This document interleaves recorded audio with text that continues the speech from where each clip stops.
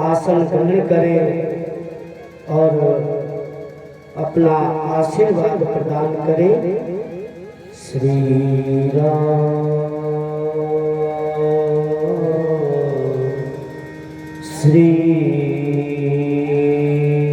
राम श्री राम।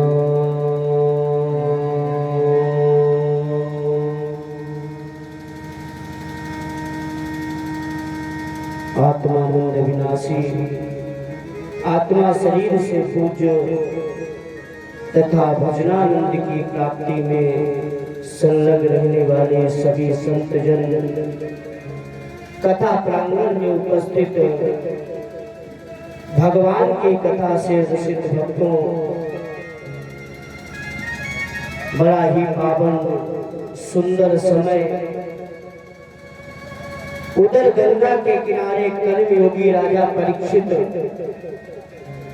पतित पावनी मां गंगा के सानिध्य में बैठकर भगवान की कथा चतुर्थ दिवस में सुनने जा रहे हैं।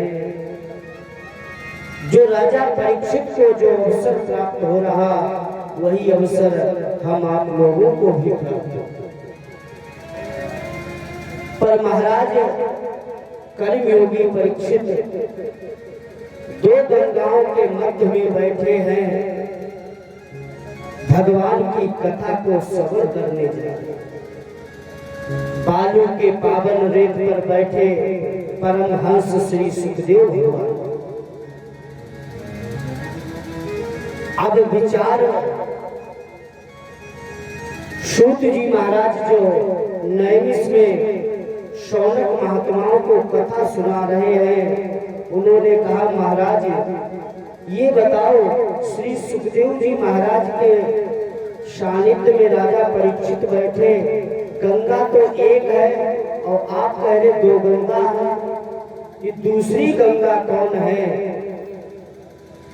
तो सूत जी महाराज कहते हैं शौनक महात्माओं, एक गंगा में स्नान करने से तन और मन पवित्र होता है, और दूसरी जो गंगा है वो ज्ञान रूपी गंगा परमहंस श्री सुखदेव भगवान, जो आत्मा और परमात्मा के बीच में जो दूरी होती है और उस दूरी को जो मिलाने का कार्य करती है, वो ज्ञान रूपी गंगा परमहंस श्री सुखदेव भगवान। आज राजा परीक्षित को दो गंगाओं के मध्य में बैठकर भगवान की कथा श्रवण कर रहे, यही अवसर हम आप सभी को। परीक्षित जी,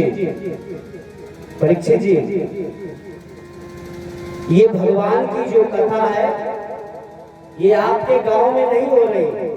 यही कथा सूत जी और शौनक महात्माओं के बीच में नैमिष में हो रही। यही कथा बाबा नारद, शरद सनंदन और शरद कुमार के माध्यम से हरिद्वार में आनंद नामक घाट पर हो रही। यही कथा, और यही कथा हमारे और आपके मध्य में कसोलर ग्राम में हो रही। कथा एक है, पर यही कथा चलते चलते आज 5वां स्थान है।